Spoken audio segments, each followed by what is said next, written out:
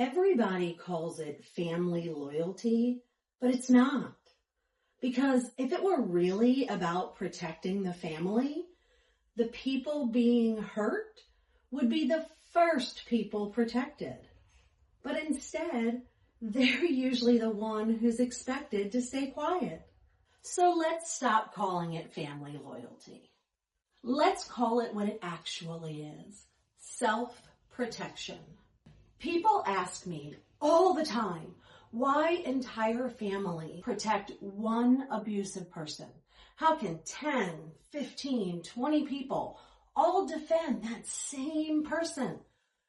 How does nobody see what's happening? But I think they're asking the wrong question. I don't think most of these people wake up every morning thinking, how can I protect the abusive person today? They are protecting themselves. The abusive person just happens to get a lot of benefit from it. If you're new here, welcome in. This is a place where we make sense of confusing family dynamics, toxic relationships, narcissistic behaviors, and the invisible wounds they leave behind. Because understanding what happened is often the first step toward healing. Okay, so here's what I mean. The moment that someone tells the truth about what's going on in the toxic family system, it doesn't just expose the abusive person, it exposes everyone who helped them keep the system running. That's the part that a lot of people don't even talk about. Let's say someone in the family finally speaks up and starts telling people what happened to them. If everybody else in the family backed them up, what would those other family members have to admit? They'd have to admit that they left their own children alone with that abuser. They'd have to admit that they probably recommended that abuser as a babysitter to other people. They'd have to admit that they lied when they were telling everyone what an incredible parent or grandparent they were. They'd have to admit that they saw things that made them uncomfortable and convinced themselves that they were overreacting because it was easier. They'd have to admit about all the red flags they explained away because the alternative was too painful to even think about. By this time, it's not about the abusive person anymore. It's about them. It's about the choices they made. It's about the people that they trusted. It's about them encouraging other people to trust the abuser. And that is a much harder conversation. Another huge issue for the people protecting themselves is the scapegoat. So the scapegoat has been the one that's constantly been called dramatic and selfish, attention-seeking, crazy, difficult, the problem. Everybody's heard the stories. Everybody's repeated the stories. Everybody's rolled their eyes when that person's name comes up. Everybody's just kind of accepted that that person is the problem. So what does that mean if that person was telling the truth all along? What do the rest of them have to admit to?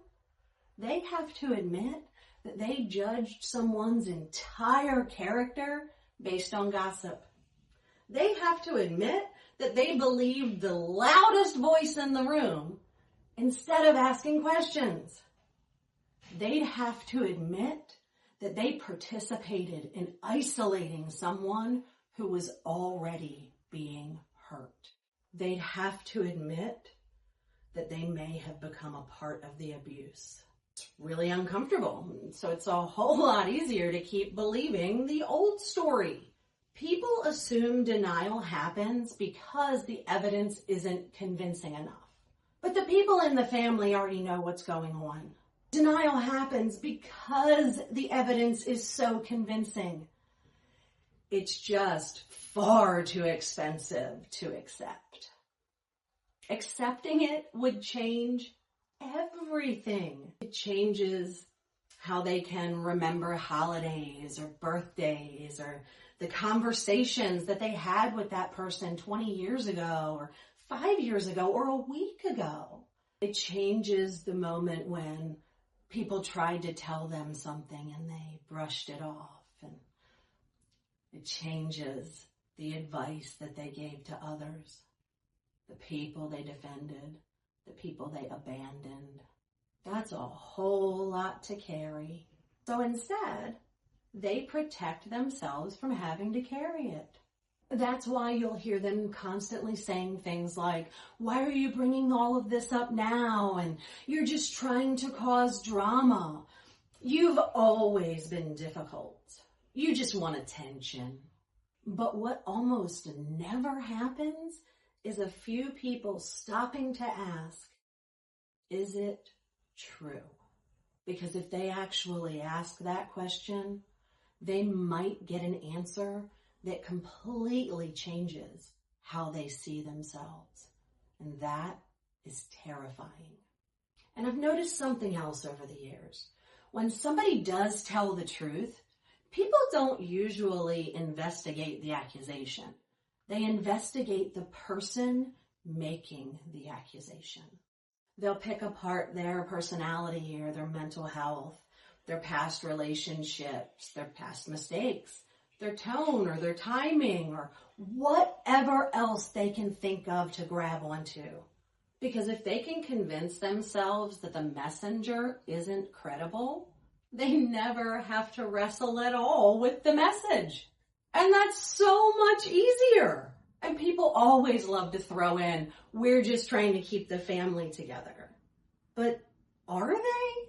Because keeping the family together and keeping the family quiet are not the same thing. Keeping the family together would require protecting the people that are being harmed. Keeping the family quiet requires protecting the people doing the harm. And those are two completely different goals.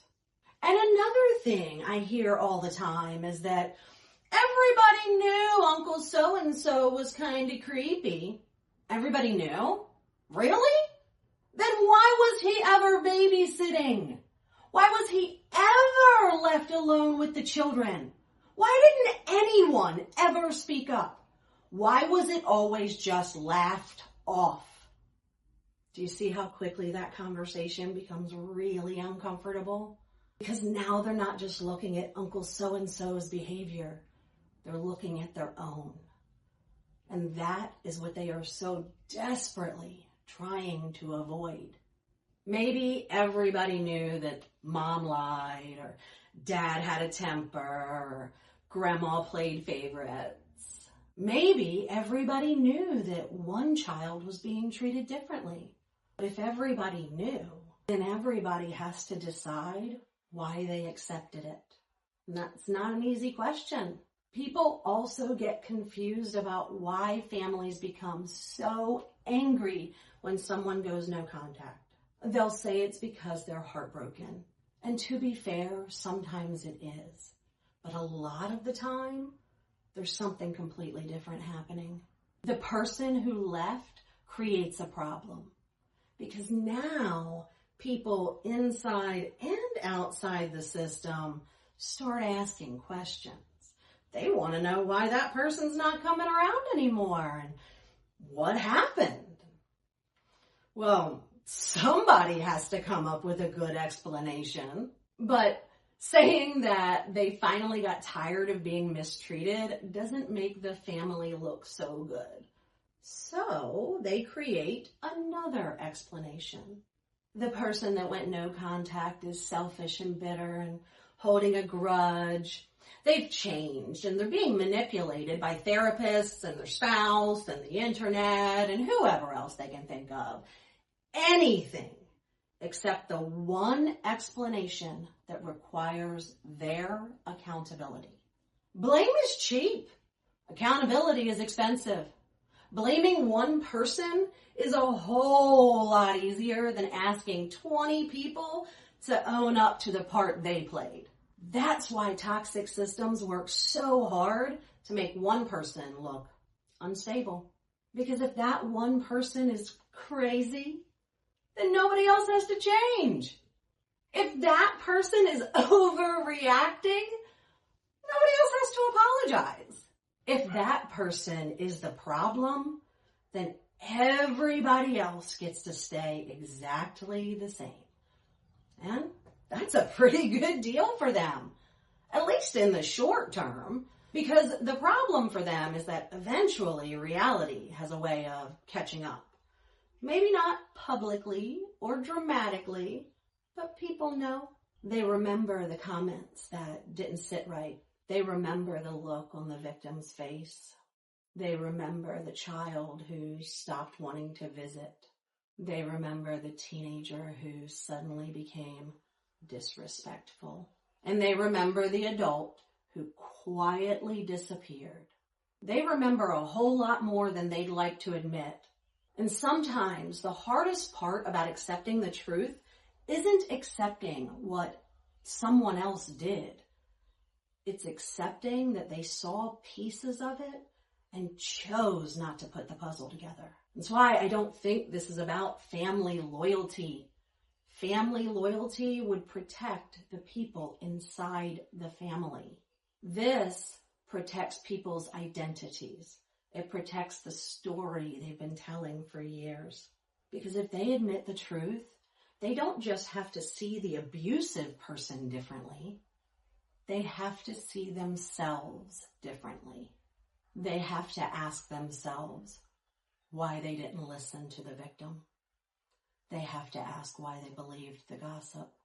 How many times they told someone to just let it go. Those are heavy questions that a lot of people spend a lifetime avoiding.